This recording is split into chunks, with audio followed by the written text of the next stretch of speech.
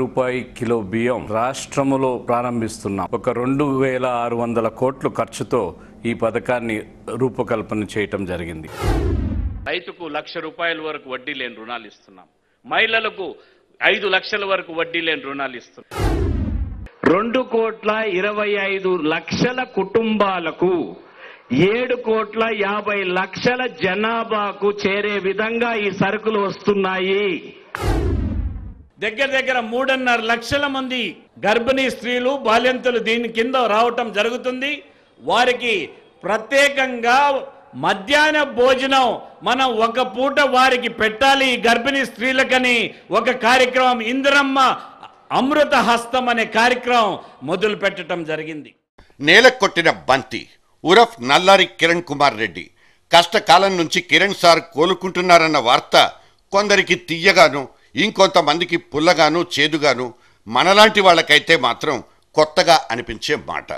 2014 ఎన్నికల్ని రాష్ట్ర కాంగ్రెస్ పార్టీకి అంత్యక్రియలుగా అభివర్ణించే పరిస్థితుల మధ్య నిలబడి ఇటువంటి కొత్త రకం భాష్యాలు చెప్పుకొస్తే ఎవరికి మాత్రం ఇబ్బందికరంగా ఉండదు. మనకు అంతే. వినడానికి ఎబ్బెట్టుగా అనిపిస్తోంది, కానీ పొట్ట విప్పి చూస్తే పోయేదేముంది? ఈరోజు ఇన్ని కార్యక్రమాలు తీసుకొని వస్తా ఉన్నారు. ఇందిరమ్మ హస్తం, ఇందిరమ్మ కళలు, అమ్మ హస్తం, ఎస్సీ సప్లాన్, మనం ముందు చూస్తా ఉన్నాం. కార్యక్రమాల లిస్ట్ అంతా అద్భుతమైన కార్యక్రమాలు.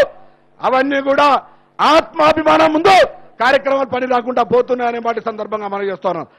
ఆల్ ఈజ్ వెల్, బట్ ఇక్కడ ఏదో ఒకటి మిస్ అయినట్లుందే అంటూ కడుపు చించుకుని కాలి మీదేసుకున్న ఎంపీ పొన్నం గారి మాట అదేదో పాటలో చెప్పినట్లు వియ్యాల వారి విందు వింతైన వంటకంబులానే అనిపిస్తోంది. పాట సంగతేమో గాని మన స్టేట్లో పొలిటికల్ సీనరీ మాత్రం మాయాబజార్ సినిమా కంటే మహత్తరంగా అనిపిస్తోంది. ద గ్రేట్ ఇండియన్ సర్కస్ని సైతం తల దన్నేస్తోంది. అంతులేని అద్భుతాల్ని వండి వార్చిన ఈ మాయాబజార్ సిరీస్లోనే ఇంకో అరుదైన అద్భుతాన్ని కూడా ఎక్స్పెక్ట్ చేయొచ్చంటోంది మారుతున్న తాజా రాజకీయ పరిస్థితి.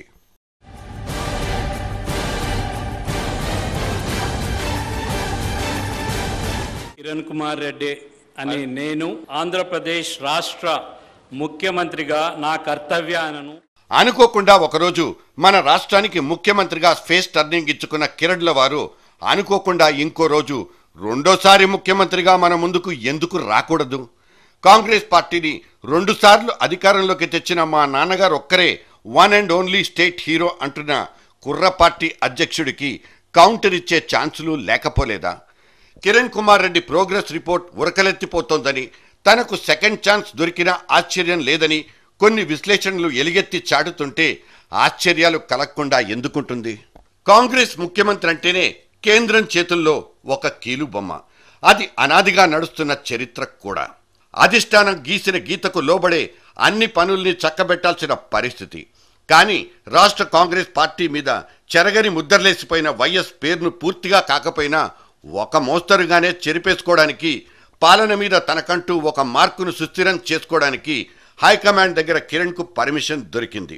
అదే కిరణ్ కుమార్ రెడ్డికి పునర్జన్మను కూడా ఇచ్చింది. ఆ తర్వాత అడపా దడపా కొరడా జులిపించైనా సరే తాను సర్దేసిన అనేకానేక సమస్యల్ని, సవాళ్లని ఇప్పటికే జేడీ పేజీల్లో చర్చకు పెట్టేశాం.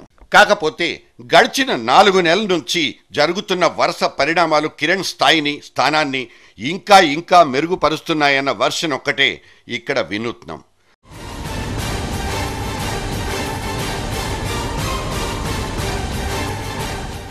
మంత్రులు ఒకవైపు, నువ్వొకవైపు అంటూ సచివాలయంలో కిరణ్ రెడ్డికి సంపూర్ణ మద్దతు లేదని, క్యాబినెట్లో సంఘీభావం కొరవడిందని అప్పట్లో ఒక రకమైన సణుగుడు వినిపించింది. మాటలే తప్ప చేతల్లేని సీఎంగా కిరణ్ను తిట్టిపోచినట్లు గుర్తు. సెక్రటేరియట్ ఆశాంతం నిద్రావస్థలో ఉందని, 12,000 ఫైళ్ల దాకా పెండింగ్లోనే ఉండిపోయాయని మీడియా కూడా గీసి పడేసింది. కానీ ఓట్ల తరుణం ఆసన్నమవుతున్న కొద్దీ కిరణ్ జమానాలో ఒకానొక కదలికైతే మొదలైపోయింది. సబ్ కుచ్ మాఫీ కర్దూంగా అంటూ రైతు రుణాల మీద రంకెలేస్తున్న చంద్రబాబుకు కౌంటర్ ఇస్తూ వ్యవసాయ బడ్జెట్ ప్రవేశపెట్టబోయింది కిరణ్ సర్కార్. ఇది బడ్జెట్ కాదు, జస్ట్ ముసాయిదా మాత్రమేనంటూ తర్వాత తేలిపోయినా కిరణ్ నుంచి ఏదో ఒక ప్రయత్నమైతే జరిగిందంటూ అక్కడ ఒకలాంటి ప్రశంస కూడా వినిపించకపోలేదు. ఎస్సీ ఎస్టీలకు ఉప ప్రణాళిక పేరుతో ఇవాళ యుద్ధ ప్రాతిపదికన జరిగిపోతున్న ఉద్యమానికి కిరణ్ కుమార్ రెడ్డిదే సారథ్యం. ఇంత పెద్ద చట్టం అసెంబ్లీలో 2 రోజుల పాటు ఇంకేమి మాట్లాడలేదు. కేవలం ఎస్సీ ఎస్టీల ఈ చట్టం తెచ్చేదానికి మనం 2 రోజులు అసెంబ్లీ పెట్టుకున్నాం. అసెంబ్లీ పెట్టుకొని చర్చ 2 రోజులు చేసిన తర్వాత ఈ చట్టాన్ని తేవాలని ఆలోచన చేసి ప్రభుత్వం 2 రోజులు అసెంబ్లీ పిలిచింది. లేనిపోని ఆర్భాటంతో సర్కారీ సొమ్ముల్ని తగలేస్తున్నారన్న సెటైర్లు ఒకవైపు వినిపిస్తున్నా దళిత ఓట్ బ్యాంకుల్లో సబ్ ప్లాన్ మీద ఒక చర్చ అయితే జరుగుతోంది. సబ్ ప్లాన్ కు సంబంధించిన అసలు సిసలు కథానాయకుడు ఉప ముఖ్యమంత్రి దామోదరుడే అయినా ఆయన దూరంగా ఉన్నారెందుకంటూ ఆరాలు తీస్తున్న కిరణ్ గారు మాత్రం గేరు మార్చింది లేదు. అదే స్పీడు, అదే జోరు. ఇద్దరి మధ్య ఎటువంటి పొరపచ్చాలు లేవని నమ్ముతా ఉన్నాను. ఏదైనా చిన్న చిన్న మాటలు ఏవైనా ఉంటే వాళ్ళు మాట్లాడుకోగలరు ఇద్దరు, లేకపోతే మా రాష్ట్ర అధ్యక్షులు మాట్లాడతారు. జగన్ మీద మీరెందుకు మాట్లాడరు, కొంపదీసి తనతో ఫిక్స్ అయిపోయారా ఏంటి అంటూ తన మీద అలుముకున్న అనుమానపు మేఘాల్ని కూడా కిరణ్ కుమార్ చెల్లాచెదురు చేసినట్లే చెప్పుకోవచ్చు. క్యాబినెట్లోని తన అస్మదీయుల్ని పురమాయించి జగన్కు ఉరిశిక్ష వేసినా తప్పు లేదంటూ తీవ్రమైన వ్యాఖ్యలు చేయించింది ఈ కిరణ్ గారేనన్నది లోతుల నుంచి వినిపిస్తున్న ఒకానొక గుసగుస.